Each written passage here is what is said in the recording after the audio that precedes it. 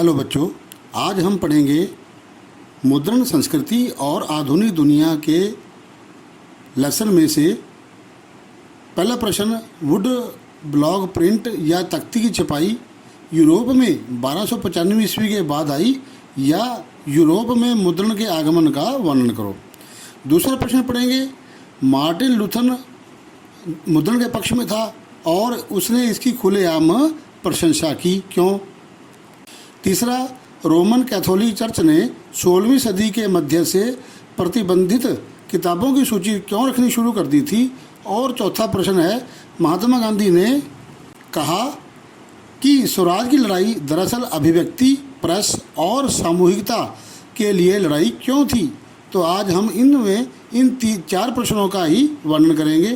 तो वीडियो शुरू करने से पहले मैं आपको बताना चाहता हूँ कि यदि आपने मेरा ये चैनल, जिसका नाम economic analysis with Ashwini Kumar Gupta है, को सब्सक्राइब नहीं किया तो उसे सब्सक्राइब करें, लाइक करें, शेयर करें और साथ दिए बेल आइकन बटन को दबाना ना भूलें।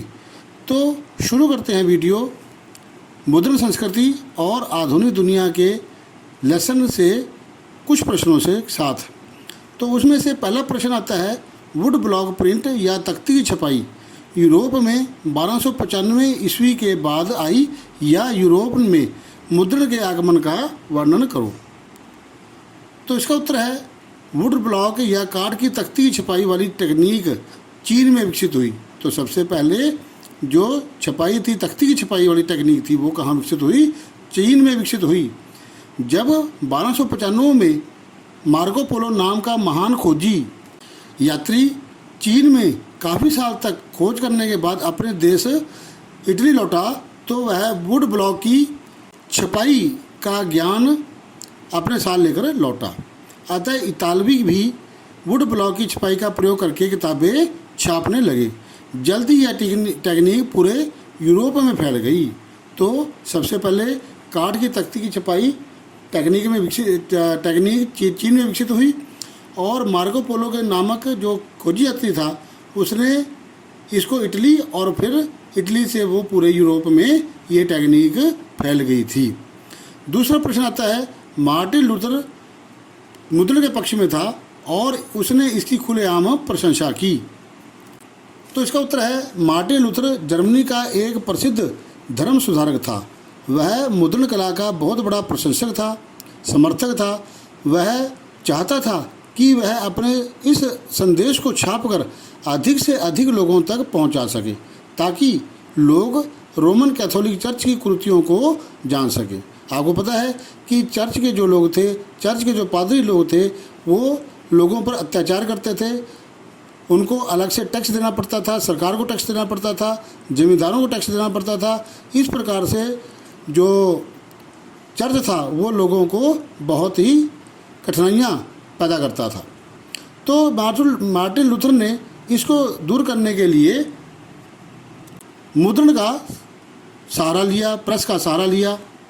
उसने रोमन कैथोलिक चर्च की कुरीतियों की चर्चा करते हुए अपनी 95 संस्थापनाएं लिखी।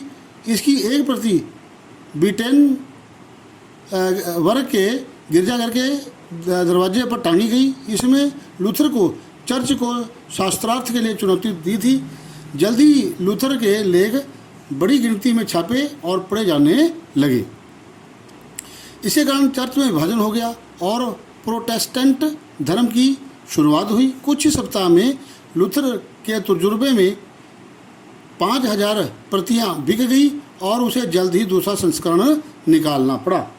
प्रिंट के बारे में लूथर ने कहा कि मुद्रण ईश्वर की दी हुई महान देन है, सबसे बड़ा तोहफा है। अब हम पढ़ेंगे तीसरा प्रश्न। रोमन कैथोलिक चर्च ने 16वीं सदी के मध्य से प्रतिबंधित किताबों की सूची क्यों रखनी शुरू कर दी थी? तो पढ़ते हैं इसका उत्तर। छपे हुए लोकप्रिय साहित्य के बल पर कम पढ़े लिखे लोग धर्म को अलग अलग प्रकार से व्याख्यात करते थे। लोग धर्म की अलग अलग व्याख्या से परिचित हुए। 16वीं शताब्दी में इटली के एक किसान मैग्नोकियो ने अपने क्षेत्र में उपलब्ध पुस्तकों को पढ़ना शुरू किया। उन पुस्तकों के आधार पर उसने बाइबल के नए अर्थ लगाने शुरू कर दिए। उसने ईश्वर और सृष्टि के बारे में ऐसे विचार बनाए कि रोमन कैथोलिक चर्च उससे क्रोधित हो गया, क्योंकि उसने बाइबल के अनेक अर्थ निकालने शुरू कर दिए थे और चर्च जो है वो है सहन नहीं कर सकता था और वो क्रोधित हो गया। रोमन कैथोलिक चर्च ने इस प्रकार के विरोधी विचारों को दबाने के लिए क्या किया, प्रकाशकों व पुस्तक विक्रेताओं पर अनेक पाबंदियां लगा दी। 1558 से प्रतिबंधित पुस्तकों की वो सूची भी रखने लगे थे।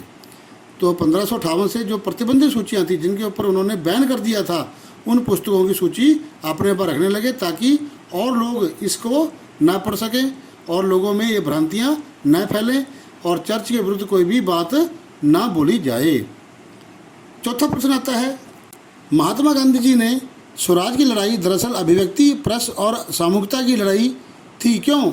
इसके बारे में बताया। गांधी जी कहते हैं, गांधी जी ने 1922 में असहयोग आंदोलन के माध्यम से देश की आज़ादी की लड़ाई लड़ते हुए ये शब्द कहे थे। क्या कहे थे?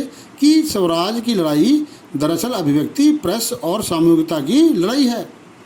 उनका मानना था कि विचार की अभिव्यक्ति, स्वतंत्रता, प्रेस की आज़ादी और सामूहिकता की आज़ादी ही वे माध्यम हैं जिसके रास्ते पर चलकर देश की आज़ादी के सपने को हासिल किया जा सकता है।